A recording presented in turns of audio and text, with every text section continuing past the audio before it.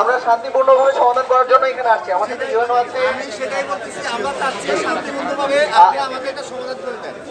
আমরা আসছি কি জন্য? সেটাই বলতেছি। এখন আপনারা যদি এভাবে করে মানে বিশৃঙ্খল পরিস্থিতি সৃষ্টি করেন,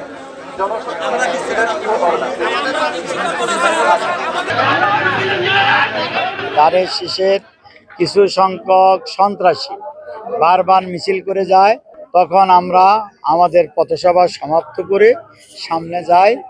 তারা আমাদের উপরে চড়া হয়, আক্রমণ করার চেষ্টা করে।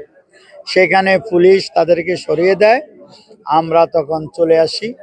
তারপরে আবার যখন ষোলদানা আসি, এইখানে আমাদের গাড়ির বহরের সম্মুখে তারা অ্যাটাক করে এবং আমাদেরকে বিক্ষিপ্তভাবে ইট নিক্ষেপ করা শুরু করে এবং কিছু সংখ্যক লোককে মারধরও করে। অ্যান্টি স্লিপার টেকনোলজি ও সফট টেক্সচার টাইল, নরম ঘাসের স্পর্শ, সাপোর্ট গ্রাস ম্যাট, নান্দনিকতার ছোঁয়া।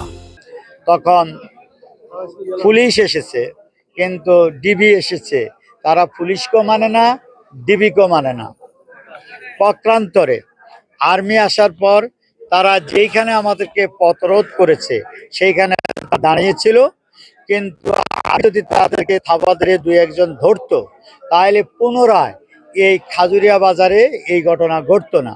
ওইখানে যখন দেখলো প্রশাসন কোনো ব্যবস্থা নেয় নাই, তবে প্রশাসন বলেছে তারা আইনগত ব্যবস্থা নিবে। এটা হইলো বাকি।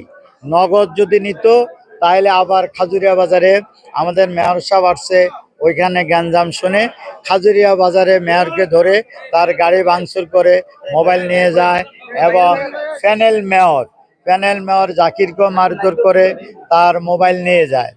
এখন আর্মি এসেছে, আমাদের বিভিন্ন দিকের থেকে লোক এসেছে, আসার পরে প্রশাসন কিন্তু তারা আইন শৃঙ্খলা রক্ষার জন্য বাড়িয়ে রক্ষা করবে, এটা আমি বুঝি। কিন্তু ওইখানে ষোলদানা যদি তারা এই ধরনের ব্যবস্থা নিত, দাঁড়িয়ে আছে, রাস্তা সরে নাই, তাহলে এই ধরনের ব্যবস্থা ওইখানে আমরা নিতে দেখি নাই।